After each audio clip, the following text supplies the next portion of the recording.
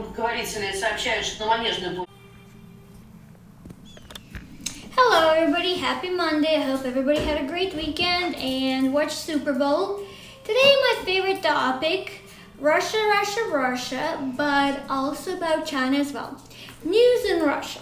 They have been arresting even more people pertaining to Navalny protests. The new law kicked in where profanities starting February 1st, you can be fined and everything like that. However, there's new campaign that's taking off and it's actually going to be decided this week in regards to severe punishment for social media who spread false propaganda. YouTube blocked the video of Navalny allegedly talking to his alleged poisoner. Also, YouTube is going to be discussing this week in Russia how they're going to change their platform in order to accommodate the Russian laws, because there has been a severe issue. Also, Russia demands to reinstate certain Russian channels by YouTube. If there's no understanding reached within a week, it is possible that YouTube would have to leave Russia, but I don't think that will ever happen. It would be almost impossible. Therefore, I believe that some type of deal will be reached and YouTube will be monitoring, especially Navalny live programming and everything like that. On another news, China, very big deal.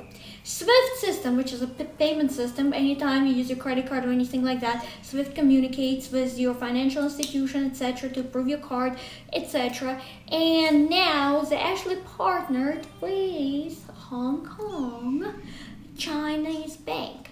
So basically, the Hong Kong branch of SWIFT partnered with the Bank of China, which is a government entity, to create an alternative system to SWIFT. So there's a few questions to ponder about this scenario. Number one, even though this news was reported by Reuters, why there's no more attention given to this issue? Because number one, that means China will have great access. Also, the question remains, who owns the algorithm and the blockchain involved in that system? First of all, and this is a known fact, China does not honor trademark and copyright infringements. In my personal career, I have worked where I've drafted a lot of memorandums of understanding to do with Chinese academic institutions, because Canada, certain colleges in Canada had certain type of partnership programs with China.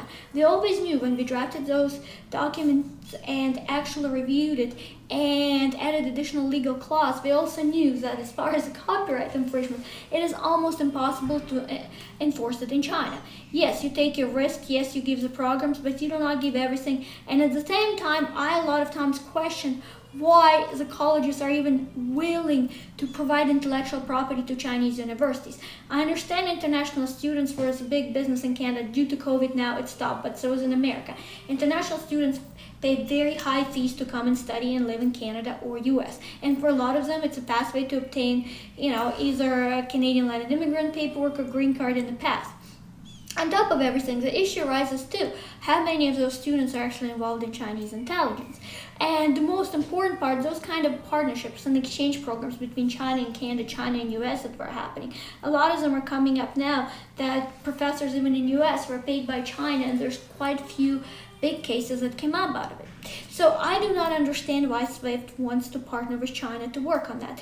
China also rolled out digital yuan not that long ago, and obviously there's no privacy, there's no anonymity. So then my question starts going even further with that, because there's a lot of talks that Russia will be disconnected from SWIFT in order to accommodate Ukraine, and as far as make it difficult for Russia created their own alternative payment system that a lot of people, former Soviet bloc nations are already using and apparently were successful. However, there's not much data available pertaining to this. But nevertheless, let's get back to SWIFT. What does it mean and what can possibly happen? Number one, if SWIFT wants to create an alternative system and everything like that, that is fine. However, the question ponders, what would be the point of disconnecting Russia from SWIFT if SWIFT is going to have an alternative program partnered up with China? What does it mean, partnership with China? Yes, SWIFT will own 55%, 45% will be divided between Bank of China and a few other Chinese institutions. But nevertheless, that means that all information China will gain to the West. That means there's a chance to empower China and to knock out even the dollar eventually. For some time, yuan was also alternative currency for the reserve currency. And also, the question is, given what happened with the pandemic in Wuhan lab, it has been established, it's leaked from there. This video is not about coronavirus. But at the same time, how can anybody trust China? Why US is not looking into that?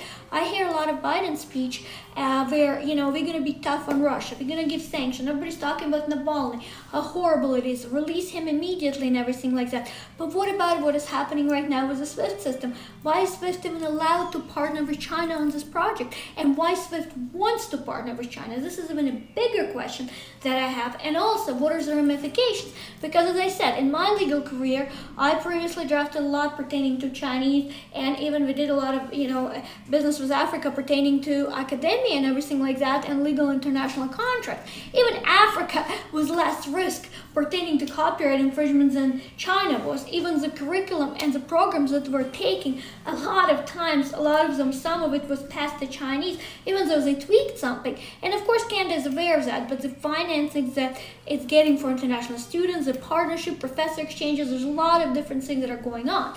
But with the SWIFT system now, it is payment. That means SWIFT has access to the banking institutions. SWIFT has a lot of information, the servers. That means China will have access to all of that and it will be stored on Chinese servers.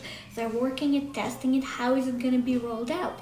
And this is my biggest question. Cybersecurity risk, intelligence risk, overall economic risk, possible threat to the order and geopolitics. How would it impact the US dollar? What could happen to US with it? Why would anybody want to empower China with everything that happened? And why such leeways have been allowed? Why is the Biden's administration not looking closely at this announcement? Even though it was a small announcement, but the ramification of it could be huge, and it is on a global scale.